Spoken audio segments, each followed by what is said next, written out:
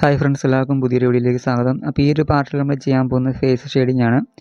അപ്പോൾ കഴിഞ്ഞ 2 പാർട്ടും കാണാത്ത ആൾക്കാരുണ്ടെങ്കിൽ അതിൻ്റെ വീഡിയോയിൽ ലിങ്ക് ഞാൻ ഡിസ്ക്രിപ്ഷനിൽ കൊടുത്തേക്കാം. അത് നോക്കിയിട്ട് നിങ്ങൾക്ക് ആ ഒരു പാർട്ട് ചെയ്ത് നോക്കാവുന്നതാണ്. ഓരോ പാർട്ട് കണ്ടിട്ട് നിങ്ങൾ ചെയ്ത് നോക്കുന്നുണ്ടെങ്കിൽ ആ ഒരു കാര്യങ്ങളൊക്കെ ഒന്ന് കമൻറ്റ് ചെയ്ത് അറിയിക്കുക. പിന്നെ എന്തെങ്കിലും സംശയങ്ങളൊക്കെ ഉണ്ടെങ്കിൽ നിങ്ങൾക്ക് കമൻറ്റായിട്ട് ചോദിക്കാം, അല്ലെങ്കിൽ മെസ്സേജായിട്ട് ചോദിക്കാം. അപ്പോൾ നമ്മളിവിടെ കണ്ണിൻ്റെ ആ ഒരു ഭാഗമാണ് വരച്ച് തുടങ്ങിയിരിക്കുന്നത്. അപ്പോൾ ഞാൻ ആർട്ട് ലൈൻ്റെ 4B പെൻസിൽ ഉപയോഗിച്ചിട്ടാണ് വരച്ച് തുടങ്ങിയിരിക്കുന്നത്. അപ്പോൾ നമ്മൾ കണ്ണിന് കൃഷ്ണമണിയൊക്കെ നല്ല ഡാർക്ക്നെസ് വരുന്ന ഭാഗമാണ്.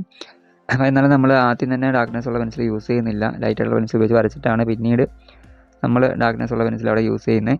അപ്പം കണ്ണിന് കൃഷ്ണമണിയൊക്കെ അത്യാവശ്യം ഡാർക്ക്നെസ് ഉള്ളതുകൊണ്ട് നമുക്ക് അവിടെ 6B 8B ഒക്കെ യൂസ് ചെയ്യാം.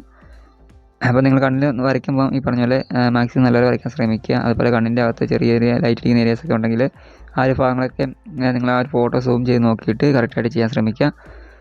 പിന്നെ നിങ്ങൾ ഫേസ് ഷെയ്ഡ് ചെയ്യുന്ന സമയത്താണെങ്കിലും ഏറ്റവും ലൈറ്റായിട്ടുള്ള ഷെയ്ഡിൽ നിന്ന് വേണം ഡാർക്കിലേക്ക് പോകാൻ വേണ്ടിയിട്ട്. അപ്പോൾ ഇതിൻ്റെ അകത്ത് ആ ഒരു നെറ്റിയുടെ ഭാഗത്തൊക്കെ ഈ പറഞ്ഞ പോലെ ലൈറ്റ് അടിക്കുന്ന ഭാഗങ്ങളൊക്കെ ഉണ്ട്. അതുപോലെ നമ്മൾ ഈ ഫോട്ടോയുടെ സൈഡ് വെച്ച് നോക്കുകയാണെങ്കിൽ ഇടത് സൈഡും ഉണ്ട്. നെറ്റിയുടെ ആ ഒരു ഭാഗത്തും അതുപോലെ കവളിൻ്റെ ആ ഒരു ഭാഗത്തും ഒക്കെ ലൈറ്റ് അടിക്കുന്ന ഏരിയാസൊക്കെ വരുന്നുണ്ട്. അപ്പോൾ നിങ്ങൾക്കത് മനസ്സിലാവുന്നുണ്ടായിരിക്കും. അപ്പോൾ ആ ഒരു ഭാഗമൊക്കെ കറക്റ്റായിട്ട് തന്നെ ചെയ്യാൻ ശ്രമിക്കുക. ബാക്കിയുള്ള ഭാഗങ്ങളൊക്കെ ഷെയ്ഡ് ചെയ്യുമ്പോൾ ഈ പറഞ്ഞ പോലെ ലൈറ്റായിട്ടുള്ള ഷെയ്ഡ് ചെയ്തിട്ട് പിന്നീട് ഡാർക്ക് ഷെയ്ഡ് നിങ്ങൾ അപ്ലൈ ചെയ്യുക. ഡാർക്ക് ഷെയ്ഡ് എല്ലായിടത്തും നമുക്ക് അപ്ലൈ ചെയ്യേണ്ട ആവശ്യമില്ല. നമുക്ക് ആ ഒരു കണ്ണിൻ്റെയൊക്കെ ചുറ്റുമുള്ള ഭാഗത്ത് കുറച്ച് ഭാഗത്തൊക്കെ വരുന്നുണ്ട്. അതുപോലെ കവളിൻ്റെയൊക്കെ ആ ഭാഗത്ത് വരുന്നുണ്ട്. അപ്പോൾ അങ്ങനെയൊക്കെ ഭാഗങ്ങൾ നിങ്ങൾ നോട്ട് ചെയ്ത് നോക്കുക. ഏത് ഭാഗത്താണ് ഡാർക്ക് ഷെയ്ഡ് കൂടുതൽ വരുന്നത്, ഏത് ഭാഗത്താണ് ലൈറ്റ് ഷെയ്ഡ് കൂടുതൽ വരുന്നത്, അതൊക്കെ മനസ്സിലാക്കി തന്നെ നിങ്ങൾ ചെയ്യുക. നിങ്ങൾ ഏത് ചിത്രമാണെങ്കിലും നോക്കുമ്പം ആ ഒരു കാര്യങ്ങളൊക്കെ ആദ്യം തന്നെ നോട്ട് ചെയ്യുക. എവിടെയൊക്കെയാണ് നമുക്ക് ഈ പറഞ്ഞ പോലെ തന്നെ ഷെയ്ഡ് ചെയ്യുന്ന കാര്യങ്ങളൊക്കെ മനസ്സിലാക്കി ചെയ്യാൻ ശ്രമിക്കുക. പിന്നെ നമ്മൾ ഗ്രിഡ് മെത്തേഡ് യൂസ് ചെയ്യുന്നുണ്ട് തന്നെ നമുക്ക് ഓരോ കോളം നോക്കിയിട്ട് ചെയ്താൽ മതി. അപ്പം ആ ഒരു കോളം നോക്കുമ്പം ആ ഒരു കോളത്തിൽ എത്ര ഷെയ്ഡ് വേണം നമുക്ക് വേണ്ടത് നമുക്ക് മനസ്സിലാക്കാൻ പറ്റും. അപ്പോൾ അതുകൊണ്ട് തന്നെ നിങ്ങൾ ഓരോന്നും വരയ്ക്കുന്നതനുസരിച്ച് ഗ്രിഡ് ലൈൻസ് മായ്ച്ച് പോയാൽ മതി. ഇപ്പോൾ ചിലർ ചെയ്യുന്നതെന്ന് വെച്ച് കഴിഞ്ഞാൽ ഔട്ട്ലൈൻ വരച്ച് കഴിഞ്ഞിട്ട് ഗ്രിഡ് ലൈൻസ് ഫുള്ളായിട്ട് തന്നെ മായ്ച്ച് കളയും. അപ്പോൾ അങ്ങനെ ചെയ്ത് കഴിയുമ്പോൾ സംഭവിക്കുന്നതെന്ന് വെച്ച് കഴിഞ്ഞാൽ നമുക്ക് എവിടെ വരെ ഷെയ്ഡ് ചെയ്യണം, അല്ലെങ്കിൽ എവിടെ വരെ നമുക്ക് ആ ഒരു ഡാർക്ക്നെസ് കൊടുക്കണം, അല്ലെങ്കിൽ കണ്ണിൻ്റെ ആ ഒരു ഭാഗം കറക്റ്റായിട്ട് നമുക്ക് ചെയ്യാനൊക്കെ കുറച്ച് ബുദ്ധിമുട്ടായിരിക്കും. അല്ലെങ്കിൽ നിങ്ങൾ ചെറിയൊരു വര കാണുന്ന രീതിയിൽ തന്നെ ഗ്രിഡ് ലൈൻസ് മായ്ക്കുക, ഫുള്ളായിട്ട് മായ്ക്കാണ്ട്. അപ്പോൾ കഴിഞ്ഞ ഒരു വീഡിയോയ്ക്കകത്ത് ഒരാൾ കമൻറ്റ് ചെയ്ത് ചോദിച്ചായിരുന്നു ഡീറ്റെയിൽ ആയിട്ട് കാര്യങ്ങൾ കുറച്ചുകൂടെ പറഞ്ഞുതരാമെന്ന് ഷെയ്ഡ് ചെയ്യുന്ന സമയത്തൊക്കെ. അപ്പോൾ അതുകൊണ്ടാണ് ഞാൻ കുറച്ച് കാര്യങ്ങൾ കൂടുതലായിട്ടും ഈ ഒരു വീഡിയോയ്ക്കകത്ത് ഉൾപ്പെടുത്തി പറയുന്നത്. അപ്പോൾ നിങ്ങൾക്ക് ഷെയ്ഡിങ് പ്രത്യേകം പ്രാക്ടീസ് ചെയ്യണമെന്ന രീതികളൊക്കെ മനസ്സിലാക്കണമെങ്കിൽ നമ്മൾ അതിനെക്കുറിച്ച് വീഡിയോ ചെയ്തിട്ടുണ്ട്. അപ്പോൾ നിങ്ങൾ ആ ഒരു വീഡിയോ ഒന്ന് കണ്ടു നോക്കി കഴിഞ്ഞാൽ അത്യാവശ്യം നിങ്ങൾക്ക് ഷെയ്ഡിങ് എങ്ങനെ പ്രാക്ടീസ് ചെയ്യുന്ന കാര്യങ്ങളൊക്കെ മനസ്സിലാക്കാൻ പറ്റും. നമ്മുടെ ഈ ചാനൽ തന്നെ ആ വീഡിയോ കിടപ്പുണ്ട്. അപ്പോൾ നമ്മൾ കൂടുതലായിട്ടും കാര്യങ്ങൾ പറഞ്ഞു പോകാത്തതെന്ന് വെച്ച് കഴിഞ്ഞാൽ ഒരുപാട് ആൾക്കാർ ഡ്രോയിങ് പഠിക്കണം എന്നുള്ളൊരു ഉദ്ദേശത്തോടെ നമ്മുടെ ചാനലിലേക്ക് അങ്ങനെ വരുന്നില്ലെന്ന് എനിക്ക് തോന്നുന്നത്. അതുകൊണ്ടാണ് ഞാൻ ഡീറ്റെയിൽ ആയിട്ട് കാര്യങ്ങൾ പിന്നീട് ആ ഒരു കാര്യത്തെക്കുറിച്ച് പറഞ്ഞ് പോകാണ്ട് ഇരിക്കുന്നത്. അപ്പം നിങ്ങൾക്ക് നല്ല രീതിയിൽ ഡ്രോയിങ് പഠിക്കാൻ താല്പര്യമുള്ള ആൾക്കാരൊക്കെ ഉണ്ടെങ്കിൽ അവരൊക്കെ ഒന്ന് കമൻറ്റ് ചെയ്യുക. അപ്പോൾ നമുക്ക് പ്രത്യേകം അതിന് വേണ്ടിയിട്ട് ഓരോ ചെറിയ ക്ലാസ്സുകളൊക്കെ എടുക്കാം. അപ്പം നിങ്ങൾക്ക് കൂടുതൽ കാര്യങ്ങൾ മനസ്സിലാക്കി എടുക്കാനും ഡ്രോയിങ് നല്ല രീതിയിൽ പഠിക്കാനൊക്കെ പറ്റും. അപ്പം നിങ്ങൾ ഷെയ്ഡിങ് ആണെങ്കിൽ പോലും നമുക്ക് നല്ല രീതിയിൽ ഷെയ്ഡ് ചെയ്ത് ആ ഒരു പ്രാക്ടീസ് എത്തണമെങ്കിൽ കുറച്ച് സമയമെടുക്കും. അപ്പം ആ ഒരു കാര്യങ്ങളൊക്കെ ഈ പറഞ്ഞാൽ ഞാൻ നേരത്തെ വീഡിയോക്കകത്ത് പറഞ്ഞിട്ടുണ്ടെന്ന് പറഞ്ഞില്ലേ. അപ്പോൾ ആ വീഡിയോ നിന്ന് വെച്ചിട്ട് കണ്ടു നോക്കിയാൽ മതി. അപ്പോൾ അതിനകത്ത് എങ്ങനെയാണ് ഷെയ്ഡിങ് പ്രാക്ടീസ് ചെയ്യുക എന്നുള്ള കാര്യങ്ങളൊക്കെ നമ്മൾ പറയുന്നുണ്ട്. നമ്മളൊരു ഫേസ് വരച്ചിട്ട് ഡയറക്റ്റ് ഫേസിൽ അല്ല നമ്മൾ ഷെയ്ഡ് ചെയ്ത് പ്രാക്ടീസ് ചെയ്യുക. അപ്പോൾ അതിനൊക്കെ ഓരോ മെത്തേഡുണ്ട്. അപ്പോൾ ആ ഒരു മെത്തേഡ് കാര്യങ്ങളൊക്കെയാണ് ഞാൻ വീഡിയോക്കകത്ത് പറയുന്നത്. അപ്പോൾ നിങ്ങൾ ജസ്റ്റ് ഒന്ന് കണ്ടു നോക്കുക കണ്ടില്ലെങ്കിൽ. അതുപോലെ ഹെയർ ഡ്രോയിങ് നമ്മൾ ഒരുപാട് ചെയ്തിട്ടുണ്ട്. അപ്പോൾ ഹെയർ വരയ്ക്കുന്നത് എങ്ങനെയാണ് അങ്ങനെയൊക്കെ ഒന്ന് പറഞ്ഞിട്ടുണ്ട് ആ വീഡിയോക്കകത്ത്. അപ്പോൾ അത് നിങ്ങൾക്ക് എടുത്ത് നോക്കാവുന്നതാണ്. എന്തെങ്കിലും സംശയമുണ്ടെങ്കിൽ ഈ പറഞ്ഞാൽ നിങ്ങൾക്ക് ചോദിക്കാം, ഞാൻ നിങ്ങൾക്ക് റിപ്ലൈ തന്നായിരിക്കും. അപ്പം ഈ പറഞ്ഞ ഡ്രോയിങ് പഠിക്കാൻ ഇൻട്രസ്റ്റ് ഉള്ള ആൾക്കാരൊക്കെയാണെങ്കിൽ ആ കാര്യങ്ങളൊക്കെ ഒന്ന് കണ്ടു നോക്കുക. പിന്നെ ഹെയർ വരയ്ക്കുന്നതാണോ ഷെയ്ഡ് ചെയ്യുന്നതാണോ ഏതാണ് ഈസി എന്ന് ചോദിച്ചു കഴിഞ്ഞാൽ ഞാൻ പറയുക ഹെയർ വരയ്ക്കുന്നത് തന്നെയാണ്. നമുക്ക് ഹെയർ വരയ്ക്കാൻ വലിയ ബുദ്ധിമുട്ടൊന്നുമില്ല. അത് ഈസി ആയിട്ട് നമുക്ക് ചെയ്യാവുന്നുള്ളൂ. അതിൻ്റെ അകത്ത് നല്ല ക്ഷമയോടെ ഇരുന്ന് വരയ്ക്കുക എന്നുള്ള കാര്യം മാത്രമേ ഉള്ളൂ. അതുപോലെ ഷെയ്ഡിങ് ആണെങ്കിലും നമുക്ക് നല്ല ക്ഷമയോടെ ഇരുന്ന് വരയ്ക്കണം. എന്നാൽ പോലും നമുക്ക് കുറച്ചുകൂടെ ബുദ്ധിമുട്ട് വരുന്ന ഷെയ്ഡിങ് ആയിരിക്കും. നമുക്ക് ഹെയർ വരയ്ക്കുന്നതിനേക്കാൾ കുറച്ചുകൂടെ ബുദ്ധിമുട്ട് വരുന്നത് ഷെയ്ഡ് ചെയ്യാൻ വേണ്ടി തന്നെ ആയിരിക്കും. കാരണം നമ്മൾ ആ ഒരു പെൻസിൽ നല്ല രീതിയിൽ കയ്യിൽ പ്രഷർ ചെയ്ത് പിടിച്ച് ആ ഒരു ലൈറ്റ് ഷെയ്ഡും ഡാർക്ക് ഷെയ്ഡൊക്കെ കൊടുക്കാൻ പഠിക്കുക എന്ന് പറയുമ്പം കുറച്ചൊരു ബുദ്ധിമുട്ടാണ്. അതേ സമയത്ത് നമുക്ക് ഹെയർ വരയ്ക്കുന്ന സമയത്ത് ആ ഒരു ബുദ്ധിമുട്ട് നമുക്ക് അനുഭവപ്പെടത്തില്ല. അവിടെ നമ്മൾ ചെയ്യുന്നത് വെച്ച് കഴിഞ്ഞാൽ പെൻസിൽ നല്ല ഷാർപ്പൻ ചെയ്ത് ഓരോ തവണയും വരയ്ക്കാമെന്ന് മാത്രമേ ഉള്ളൂ. അതിനകത്ത് പ്രത്യേകിച്ച് പറയാനൊന്നുമില്ല.